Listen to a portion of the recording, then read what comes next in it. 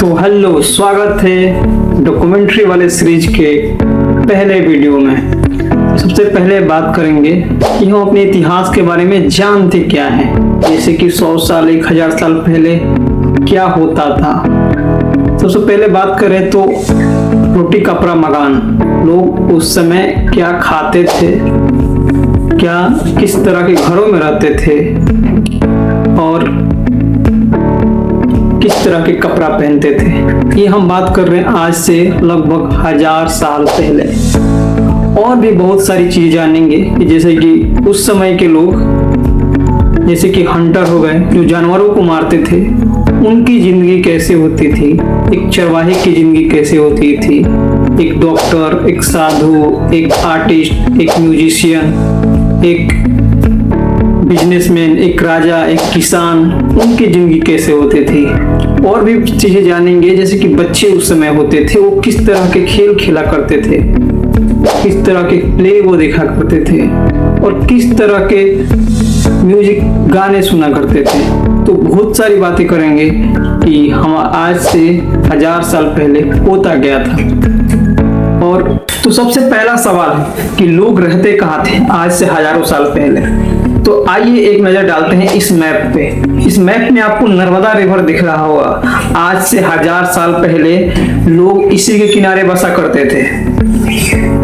कुछ लोग तो उससे भी पहले से यहाँ पे रहते थे और उनके पास एक अच्छा स्किल होता था कि अपना खाना कैसे, जो उनके आसपास का जंगल झाड़ जो है बहुत ही ज्यादा इम्पोर्टेंट है, इसीलिए वो उसको बहुत सुरक्षित तरीके से रखते थे और उसमें से जो भी फल, जड़ और जो भी जंगली चीजें होती थी खाने लायक, उसको इकट्ठा करके खाते थे। लेकिन आज हम उसका इम्पोर्टेंट नहीं देते हैं, जंगलों को नहीं बचाते हैं, जिसका भुगतान हमें देखने को मिला कि हमें हाई टेम्परेचर का सामना करना पड़ा, कितनी गर्मी सहनी पड़ी। और वो लोग जो थे जरूरत पड़ने पे जानवरों को मार कर भी खाते थे, क्योंकि उनके पास ज्यादा साधन और व्यवस्था नहीं था। इसीलिए अब आइए थोड़ा सा नजर डालते हैं इस सुलेमान और किर्थर पहाड़ियों पे, जो कि नॉर्थ वेस्ट में स्थित है। तो सबसे पहले हुआ यहाँ पे कुछ यूं कि 8000 साल पहले कुछ महिलाएं और पुरुष मिलकर सबसे पहले यहाँ गेहूं और बार्ले, जो कि जौ बोला जाता है, उसकी खेती यहाँ शुरू हुई। इस समय तक लोगों ने भेड़, बकरिया और बाकी जो जानवर होते हैं जिनका पालन पोषण किया जाता है, उनको पालना शुरू कर दिया था। और ये समय ऐसा आ गया था कि लोग जो है गांव को बसाने लगे थे और एक साथ रहने की कोशिश करने लगे थे, मतलब गांव बसाकर रहने लगे थे अभी तक। अब आपको मैप में गारो हिल्स दिख रहा होगा जो नॉर्थ ईस्ट में था, और विंध्यास दिख रहा होगा जो कि सेंट्रल भारत में था। तो ये कुछ ऐसे अन्य स्थान थे जहाँ पे सबसे पहले किसानी जो था, खेती जो थी, उसका विकास हुआ था।